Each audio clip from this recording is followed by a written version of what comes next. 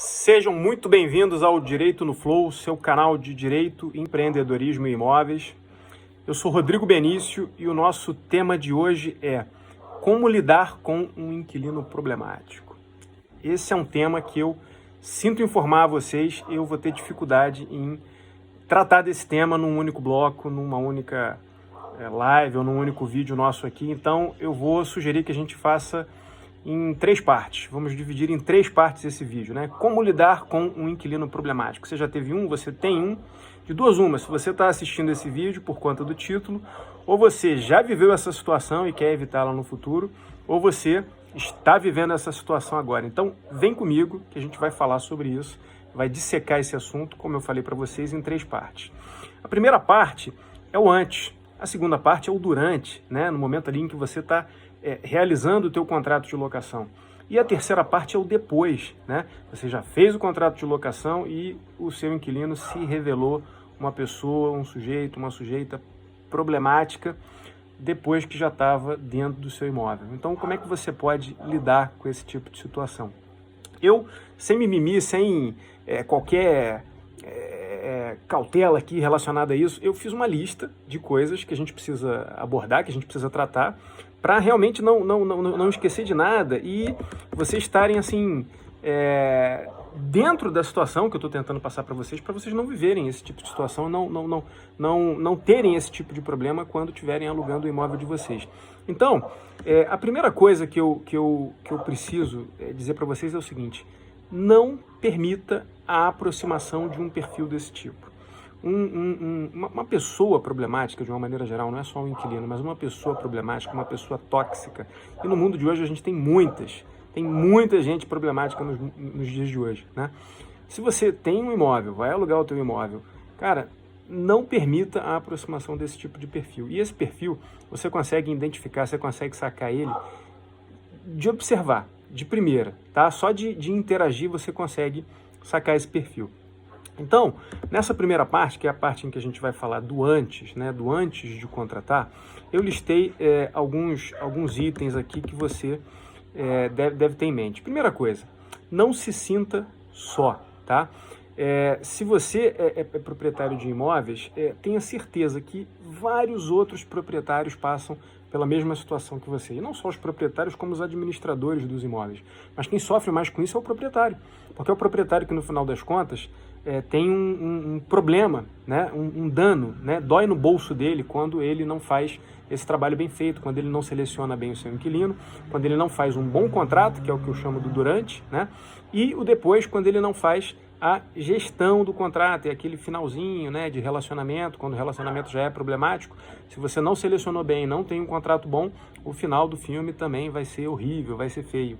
Então, para você evitar esse problema, você tem que cuidar do antes, que é selecionar bem o teu inquilino, do durante, que é fazer um bom contrato e conversar bem com aquele inquilino antes dele entrar no seu imóvel, e do depois. O depois é a gestão, né? Depois que ele entrou, ele faz uma reclamação ou outra, procedente ou não vou entrar aqui no mérito. Você tem que saber como tratar, como interagir com esse inquilino. Hoje aqui a gente vai se limitar ao antes, à seleção do teu inquilino, beleza? Então vamos lá, vamos para o primeiro passo. O segundo passo é o seguinte, né? Quer dizer, primeiro passo do assunto não, mas mitos que eu quero derrubar aqui, né? Primeiro que você não está só, já te falei isso aqui. Segundo, né, um ponto que eu tomei nota aqui que eu acho de grande importância, né? Há uma ideia de que proprietário de imóvel não trabalha, de que proprietário de imóvel vive de renda. Isso é uma grande falácia, tá? Se você ou a tua família, em algum momento, né, obteve um imóvel, conquistou um imóvel, e vocês são pessoas honestas, se a tua família é uma família honesta, isso te custou muito, isso te deu muito trabalho, né? Então, isso tem que ser valorizado, isso tem que ser respeitado. Qualquer pessoa que for fazer negócio com você, ou está na mesma linha, ou então não queira essa pessoa no seu imóvel. Agora, se você for daqueles que conquistou esse seu patrimônio de qualquer forma, e não está muito preocupado com isso, para de me assistir agora, porque não é a minha linha, tá? Tudo que eu adquiri com muito sacrifício, com muito trabalho, e eu seleciono à risca os inquilinos que eu procuro ter e realizo o relacionamento com esses inquilinos numa base de muito respeito, de legalidade e de entendimento recíproco. Ainda assim, eventualmente você pode ter algum tipo de problema, e é para isso que a gente está conversando aqui. Esse canal, entre outras coisas, vai te ensinar a usar o direito para se proteger desse tipo de situação. Então, é um grande mito achar que proprietário de imóvel vive de renda, tá? Não só foi difícil, né, conquistar aquele imóvel, você ou a sua família, né, teve dificuldade, custou, trabalhou muito para conquistar aquele imóvel, como administrar imóveis dá muito trabalho. Administrar bem administrado, né? Administrar de forma séria, não é pegar qualquer coisa que você tenha e entregar de qualquer jeito para alugar para uma pessoa.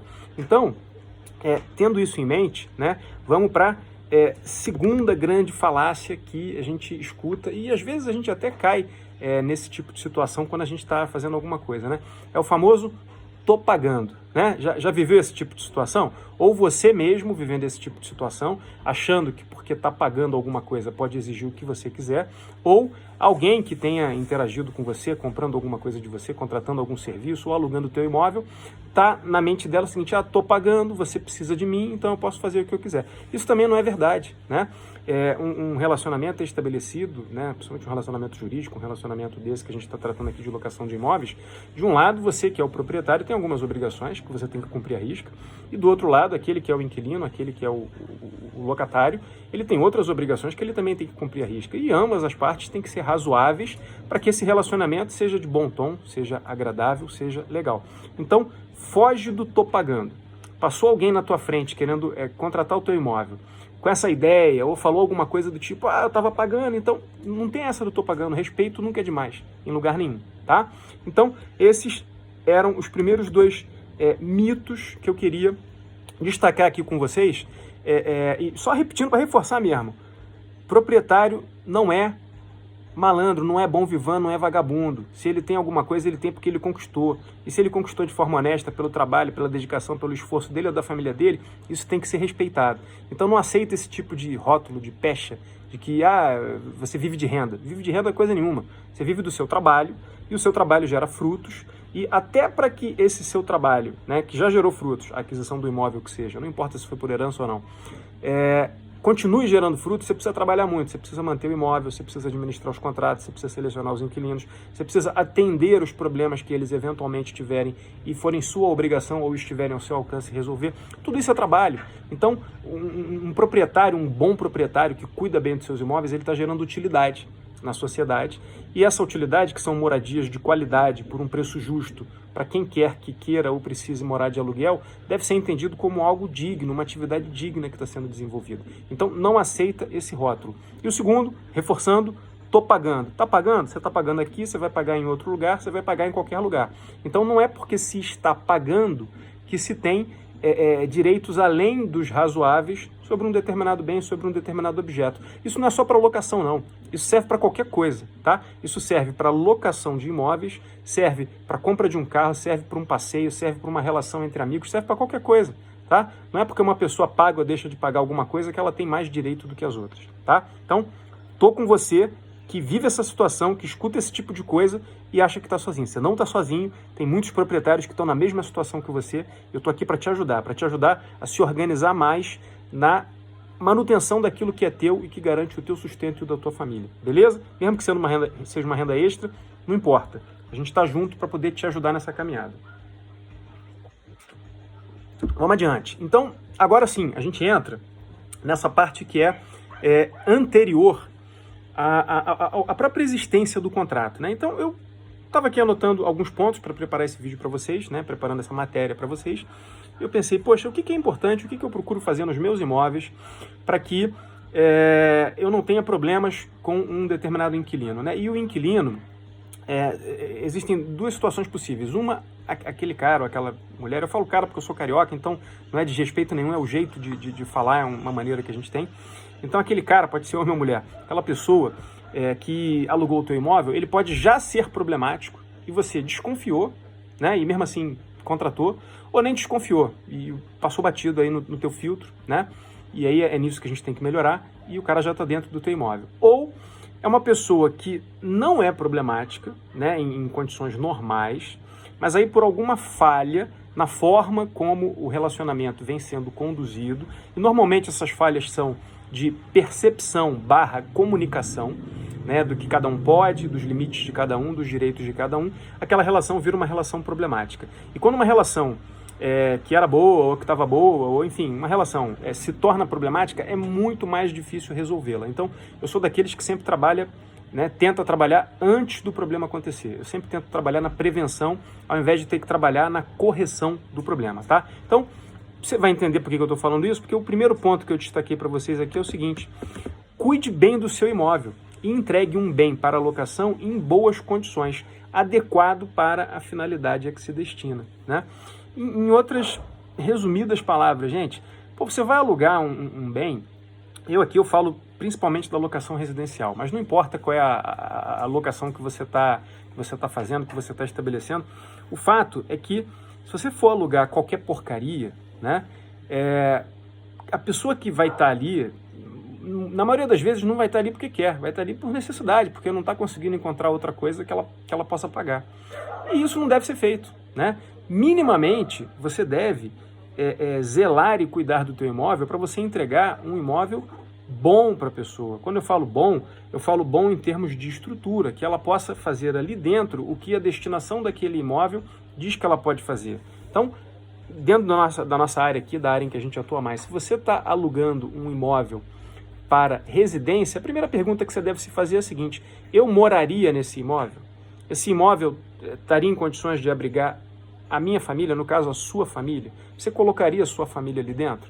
Então você vai verificar situações como ventilação, como umidade, verificar se tem algum tipo de infiltração, verificar se as torneiras estão funcionando, se tem algum problema com a descarga nos vasos, né? Se tem alguma louça solta, né? Se tem alguma janela que não fecha direito, se quando chove entra ou não entra água dentro do imóvel. Então você vai verificar todas essas situações e uma série de outras, né? Coisas que você verificaria dentro da sua própria casa. Afinal de contas, ali vai residir uma família, ali vai residir uma pessoa, né?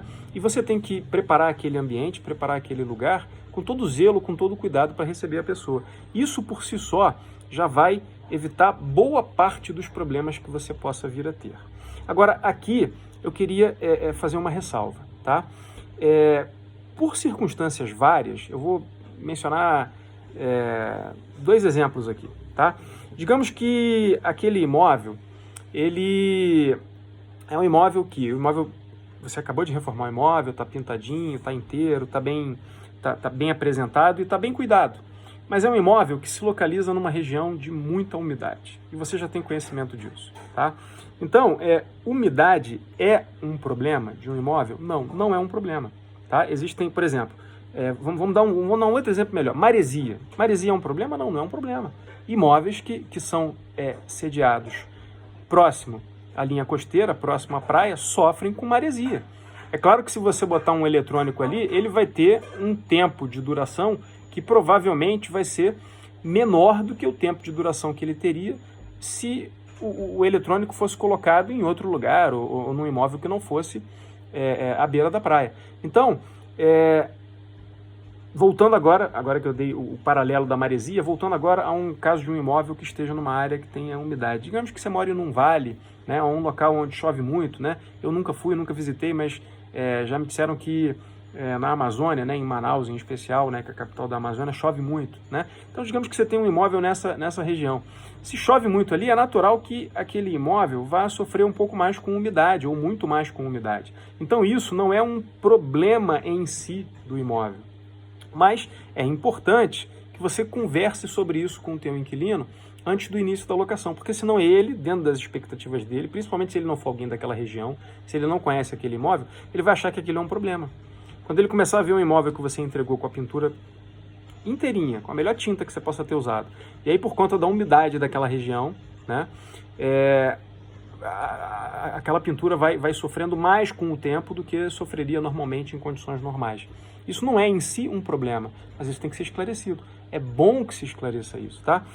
Certa vez, eu vivi uma situação no imóvel que eu sou proprietário. É um imóvel que tinha na entrada do imóvel uma porta de correr, né? Então são portas que têm uma ou duas bandas, né? Essa tinham 4, eram 2 fixas e 2 no centro que você conseguia mexer. Então o espaço para se ingressar no imóvel era um espaço da ordem de 80 centímetros. A porta como um todo, né, ela tinha ali os seus 2 metros, se não me engano. Mas as extremidades eram fixas e aí você tinha, né, a gente chama de bandeira. As bandeiras que a gente abre, né, que são aqueles pedaços de madeira de porta mesmo, que você abre e que dão o vão de passagem, davam ali aproximadamente 80 centímetros. E beleza, nós fomos alugar esse imóvel, a inquilina na época, era um casal, uma família, olhou, verificou, tudo certinho, era um imóvel novo, nunca tinha sido alugado. E aí, num belo dia, a inquilina vai e me compra uma máquina de lavar, problema nenhum, ela pode comprar a máquina de lavar que ela quiser. E essa máquina de lavar não passava por essa porta, por esse vão de 80 centímetros. Ela me procurou querendo que eu trocasse a porta de entrada do imóvel, porque ela comprou uma máquina e a máquina não entrava e a máquina tinha que entrar, o imóvel tinha que permitir que a máquina entrasse. Eu falei, não, de forma alguma, eu sinto muito, mas isso não é uma obrigação que eu tenha. Se você quiser que a gente retire essa porta para você poder entrar com a sua máquina e depois coloque a porta de novo, a gente pode até fazer isso, mas isso tem um custo, né? Tem o custo do profissional que vai fazer esse trabalho, né? Tem o custo do acabamento que vai ser danificado para retirar a porta e depois você vai ter que recuperar esse acabamento de novo quando você for colocar a porta. Então, tem que ser conversado, tá? São coisas assim que acontecem, né? Eu dei aqui alguns exemplos de coisas que acontecem. Esse exemplo não era de defeito nenhum, mas podem ter situações em que você está alugando um imóvel que não está em perfeitas condições, tá? Digamos que ele não tenha sido pintado quando a pessoa entrou, digamos que ele tenha alguns reparos para fazer. Tem algum problema você alugar um imóvel nessas condições? Problema não tem, mas isso tem que ficar claro no contrato. Pode ser que você não tenha tido a oportunidade de recuperar esse seu imóvel antes do inquilino entrar. Você não teve prazo, saiu um inquilino, uma pessoa que queria entrar, estava precisando rápido, ela falou, não tem problema não, eu pego desse jeito mesmo. Então, você tem que ressalvar no contrato as condições em que o imóvel está sendo entregue e que ele foi entregue naquelas condições e a locação pactuada por imóvel naquelas condições é aquela que está no contrato.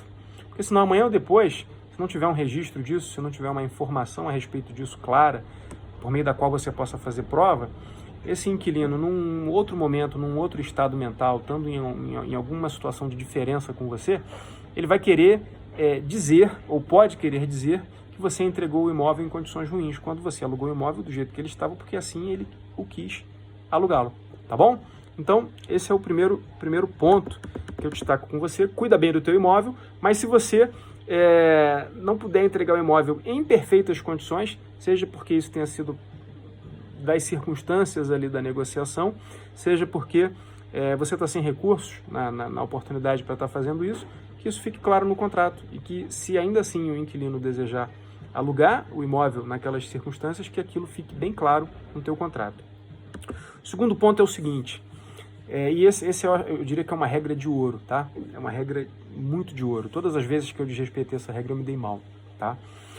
Selecione criteriosamente os seus candidatos a inquilinos.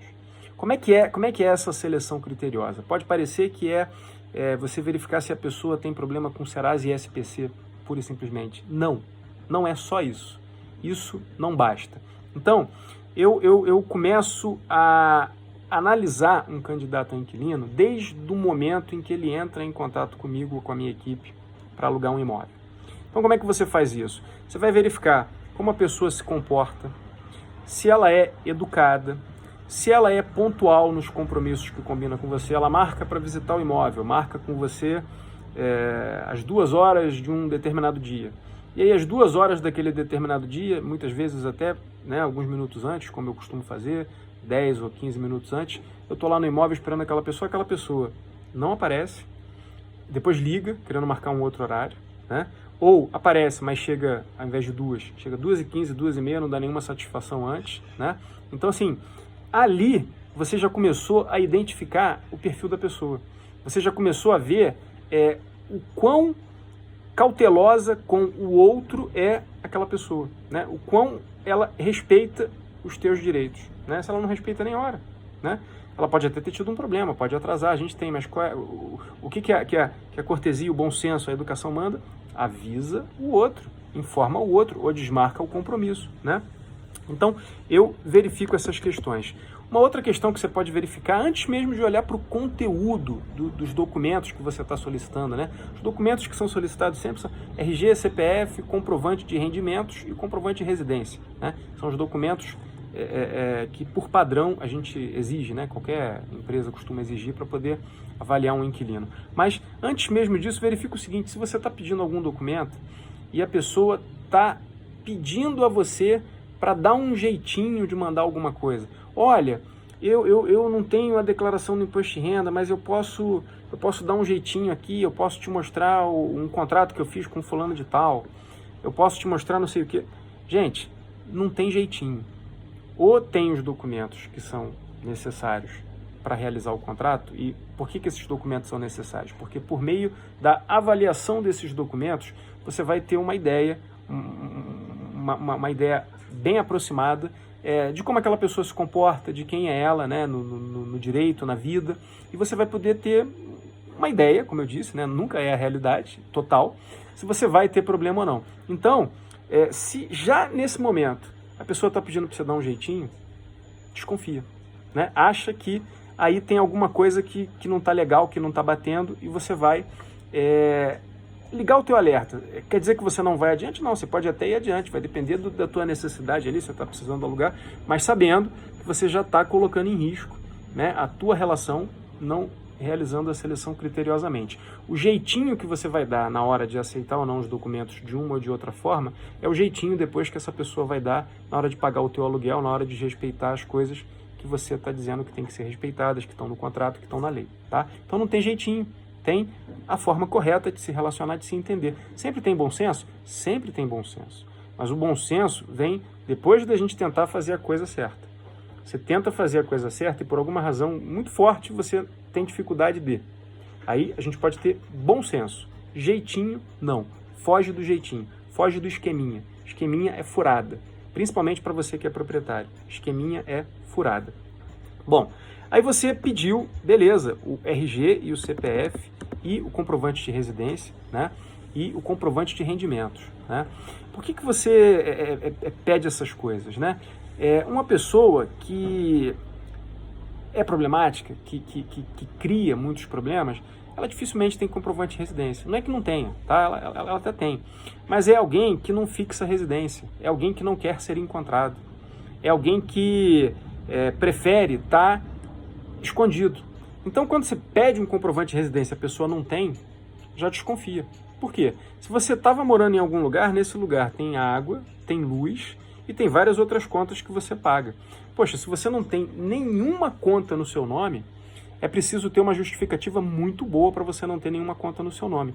Por isso, entre outras razões, é que a gente pede um comprovante de residência numa locação, tá? Porque o comprovante de residência em outros contratos é para saber onde a pessoa está localizada, porque ali é o domicílio dela, ali é que ela vai ser citada na eventualidade de uma ação, ali é que a gente imagina que estão a maior parte dos bens daquela pessoa. Mas numa locação poderia não fazer sentido, né? Por que eu vou pedir o comprovante de residência de alguém? A pessoa fala, eu não tenho, é o último. Sim, eu quero saber onde você morava antes de vir para cá, né?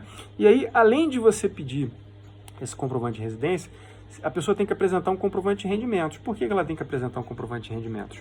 É importante que se faça prova de como aquela locação vai ser paga, né? Se a pessoa quer assumir uma locação de R$500, 600, 700, 1.000, 2.000, ela tem recursos de maneira regular para pagar aquele valor, para pagar aquela locação. Se ela não tiver como te fazer prova disso minimamente ali, a probabilidade de você vir a ter problema com isso é imensa. Então, o comprovante de rendimentos, né? Comprovantes de rendimentos possíveis, declaração do imposto de renda, contra-cheque. As pessoas falam muito em DECORE, né? DECORE é um documento expedido por um contador declarando quais são os valores que aquela pessoa recebeu num determinado período, né? E extrato de movimentação de conta bancária em nome daquela pessoa também demonstra ali que há uma movimentação de recursos. Aí você vai me perguntar, Rodrigo, esses documentos são fonte segura para eu ter certeza que aquela pessoa tem recursos para me pagar? Não, nunca vão ser uma fonte absolutamente segura. Por quê? vamos pegar um exemplo aqui do contra-cheque. A pessoa pode estar empregada naquele momento em que apresentou o contra-cheque para você. Mas ela, inclusive, pode já ter sido demitida e nem ter dito isso para você. Ela vai apresentar o contra-cheque que ela acabou de receber e ela já foi demitida. Ela vai entrar no teu imóvel e não tem trabalho, né? Não vai ter mais trabalho, vai eventualmente receber, dependendo das condições, durante algum tempo o seguro-desemprego, ou tem alguma reserva com a qual ela vai poder pagar a alocação para você, mas o documento por si só não vai querer dizer nada. Movimentação em conta, em extrato bancário. Olha, se for uma movimentação de muito tempo, né? A pessoa fez prova para você de uma movimentação dos últimos 24 meses, e é uma movimentação expressiva que eu digo suficiente para suportar aquele contrato, aquela alocação que ela está estabelecendo com você. É melhor do que uma movimentação de 3 meses, mas o que se pede é dos últimos 3 meses, quando muito dos últimos 6 meses. Então, o que eu estou querendo demonstrar para você é que nenhum documento é 100% seguro. Você vai ter que fazer uma análise conjunta. Por isso que eu estou falando para você analisar o comportamento da pessoa, o que ela fala, né? E mais do que o que ela fala, o que ela faz. As pessoas falam o que querem e podem preparar as suas falas para poder te convencer num ou noutro sentido. Agora, dificilmente as pessoas conseguem fazer algo diferente daquilo que elas são. Então você conhece uma pessoa muito mais pelas suas atitudes do que pelas suas palavras. Observe aquela pessoa, veja o que aquela pessoa faz, se ela cumpre o combinado com você, se ela está sempre com uma desculpa, né? Se você...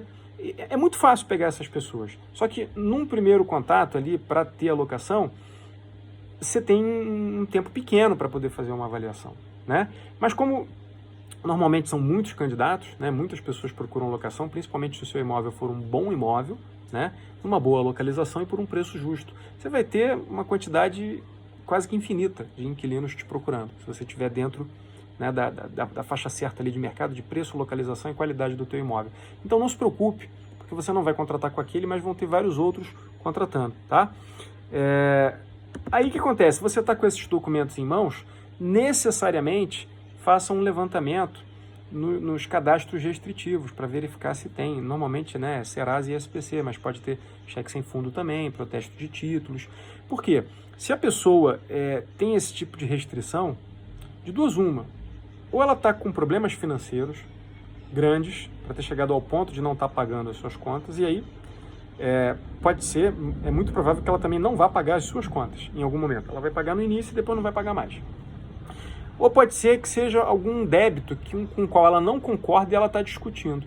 Se ela não concorda e está discutindo aquilo, e é de relação de consumo, aí tem alguma reclamação no PROCON, tem alguma ação em juizado especial, enfim, tem algum motivo. Se é algum outro tipo de problema, normalmente problema grande, problema que envolve muita grana, tem também ação judicial. Você pode estar alugando um imóvel para um empresário que está discutindo um contrato grande que ele fez com um banco, qualquer que seja, e ele não concorda com a forma como o banco está conduzindo aquilo, e ele não pagou, mas está discutindo. Mas aí você vai ver lá na petição inicial, dentro do processo, qual é o perfil daquele candidato a inquilino do teu imóvel, tá? É diferente de uma pessoa que tem lá 3, 4, 5, 6 anotações e não tem uma explicação direito para você, ou tem várias explicações, né, mas que não explicam coisa alguma, né? Então, viu esse tipo de coisa, já desconfia, já liga o teu alerta, e não precisa dizer para a pessoa, olha, eu não estou contratando imóvel para você porque você é um mau pagador, não. Você não é obrigado a dizer por que você está alugando ou deixando de alugar. O que você não pode fazer enquanto você não concluir a sua análise, você prometeu sinalizar de alguma forma que vai entregar aquele imóvel para aquela pessoa. Porque aí você criou uma expectativa e está frustrando essa expectativa. Aí você pode vir a ter algum tipo de problema. Agora, enquanto você está analisando, se você não prometeu nada, e ao final você disser, olha, nós realizamos a sua análise e não vamos alugar. Problema nenhum, tá? Não tem problema nenhum. Por quê? Nós não revelamos os motivos, mas não vamos realizar o contrato. Agradeço você ter entregue a documentação e tal. E pronto, você não está obrigado, né, se você não prometeu que faria essa alocação, a alugar para aquela pessoa, tá?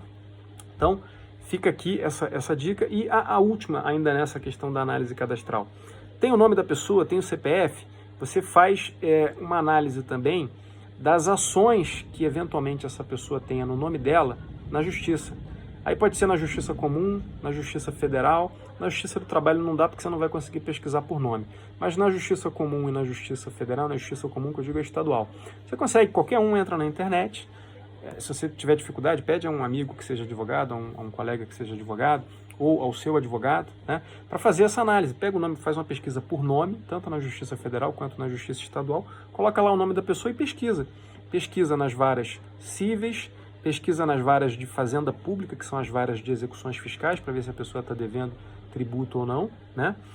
E pesquisa na Justiça Federal, se ela tiver algum problema. E também pesquise nestas justiças, tanto na estadual quanto na federal, se é alguém que responde a algum processo crime, né? Às vezes a pessoa não está devendo um centavo, mas está respondendo em liberdade um processo por homicídio, ou está respondendo um processo por estelionato, ou qualquer coisa que o valha, né? E aí você vai ver quem é que você vai colocar no seu imóvel, com quem você vai estar se relacionando ali, né? Não digo diariamente, mas pelo menos uma vez por mês, né? É preciso que você conheça essa pessoa, tá? Então, faça esse tipo de análise. Essa última verificação é tão importante quanto a verificação creditícia. Não deixe de fazer esse tipo de verificação. Bom, terceiro requisito, terceira dica, né, para você tá fazendo uma boa alocação nessa fase do antes, né? Não dispense nunca a garantia à locação, tá? Nós temos 4 garantias previstas lá na lei do inquilinato, a lei número 8245. Eu não vou falar aqui sobre as 4, eu vou te dizer só aquela que eu prefiro e que eu recomendo fortemente que você adote ela. E vou dizer o porquê. Adote a garantia do depósito calção, que é um depósito em dinheiro feito no valor de até 3 vezes a locação, para que você possa, na eventualidade de ter qualquer não pagamento do aluguel, não pagamento de encargos ou danos que tenham sido provocados ao seu imóvel e a pessoa não ressarça você, não lhe cubra esses danos por ocasião da saída, você tem meios de usar o depósito calção para poder, né, minimizar os seus danos. Ah, Rodrigo, mas poxa, se eu pego um fiador bom que tenha imóvel, eu posso cobrar dele sem limite, mas você vai demorar uma eternidade para receber, né? Processos no judiciário demoram anos a fio sem solução, né? Quem tem o maior compromisso com você mesmo de resolver os seus problemas é você.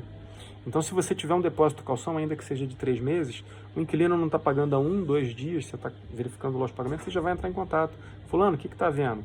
E aí, o que está acontecendo? Como é que a gente pode resolver isso? Você vai entender a situação, a coisa está complicando, está ali chegando próximo do 15º dia, já viu que é uma situação que ele não vai conseguir reverter, você já vai começar a negociar com ele a desocupação do imóvel, para não precisar de uma ação de despejo, porque se o imóvel está alugado, você só vai conseguir desocupar o imóvel com uma ação de despejo, se ele não sair voluntariamente, ele ou ela, tá? Então, o depósito calção, se você não dormir, se você agir no timing certo, ele vai te dar essa possibilidade de cobrir danos ali que você possa ter e minimizar, né, o tamanho disso. A gente vai ter um vídeo aqui, uma aula, só sobre garantias locatícias, e aí eu vou te apresentar cada uma delas e você vai decidir se é melhor essa mesmo que eu estou te falando ou não. Em locações residenciais para imóveis de baixo valor ou de valor médio, eu asseguro, é o que eu pratico, eu não trabalho com fiadores, eu só trabalho com depósito calção e não me arrependo disso, tá? Bom, por fim, né, tem duas recomendações ainda. A penúltima recomendação é: só entregue as chaves para o inquilino depois de. Eu vou enumerar uma série de coisas aqui para vocês, algumas que a gente já falou a respeito.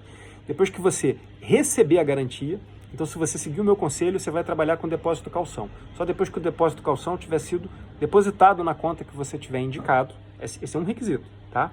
Depois que ele assinar o contrato que vocês celebraram, né, que vocês combinaram, e reconhecer a firma dele e de quem for morar no imóvel, porque às vezes a pessoa que está alugando é uma e quem vai morar é outra. Então você tem que colocar os dois lá como responsáveis e principais pagadores do contrato e exigir o reconhecimento de firma e a assinatura, obviamente, para reconhecer a firma tem que estar assinado dos dois, tá? A gente vai ter uma outra aula também falando só sobre cláusulas contratuais, regras que são importantes você ter em mente para não ter esse tipo de problema, para não ter problema nenhum. Esse é o durante, né? Eu estou falando aqui do antes de contratar, na parte de seleção do teu inquilino, a gente vai falar do durante, que é a celebração do contrato, né? Que cláusulas são importantes de você ter e como é que essas cláusulas têm que estar redigidas. Terceiro requisito antes de entregar as chaves, faça uma vistoria de entrega das chaves. Que vistoria de entrega das chaves é essa? Você tem que, junto com o teu futuro inquilino ali, com a pessoa que vai morar no imóvel, vistoriar o imóvel e vocês vão fazer uma relação, item por item, de quais são as condições do imóvel. A pintura está boa, não está? Né? As portas estão envernizadas, não estão? As fechaduras estão funcionando, né? A água, a hidráulica está funcionando, você abre a torneira, ela funciona, o vaso sanitário, você dá a descarga, ele está funcionando, não está entupido. Então, todas essas questões você vai verificar, né? E vai vistoriar. A vistoria de entrega das chaves é essa, né? Por quê? Porque no momento de uma saída, principalmente se for uma saída conflituosa, o que vai acontecer? Você corre o risco do seu inquilino dizer que as coisas não são como efetivamente eram ou como efetivamente são. Então, essa vistoria é muito importante. E o último requisito, antes da entrega nas chaves, é uma conversa, olho no olho, muito bem esclarecida sobre o contrato, sobre a expectativa que você tem para o relacionamento de vocês ali dentro daquele imóvel, tá?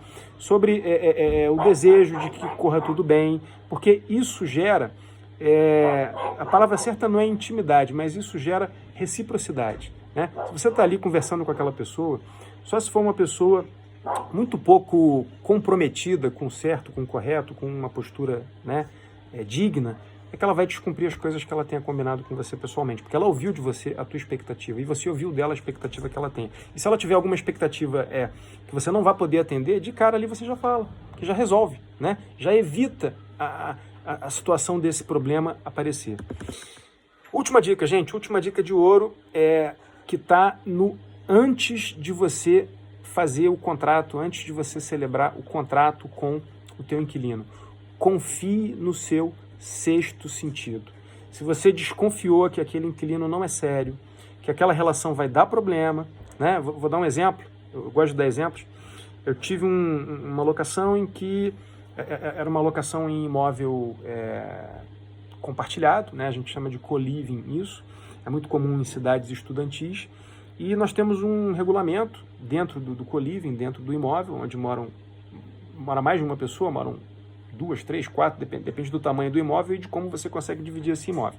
Então, no nosso regulamento, lá interno, está escrito que é proibido bebida alcoólica dentro do imóvel, né? Normalmente são jovens que moram, são estudantes, e a gente sabe que existe problema, né? Quando o jovem não está bem orientado ou não está bem esclarecido sobre o risco, né, de um consumo exagerado de bebida alcoólica, há problema com bebida alcoólica. Então, uma coisa é o jovem que tenha lá 18 anos, né, 19 anos, enfim, é maior de idade, querer consumir bebida alcoólica na rua, onde ele quiser. Outra coisa é ele consumir bebida alcoólica dentro do imóvel, onde ele está residindo, locado por mim, né, e atrapalhar o sossego de outras pessoas que ali estão residindo também, que estão querendo estudar, que estão querendo descansar, ou o que quer que seja.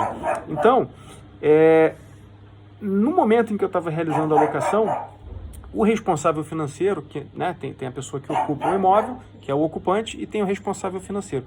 O responsável financeiro chegou e falou assim: ah, Rodrigo, fulano gosta de beber um pouquinho, mas é só uma cervejinha, tem problema? Eu falei: olha, o regulamento não permite, mas vamos usar o bom senso, tá bom? E ali o meu sexto sentido ligou, mas ainda assim eu aluguei.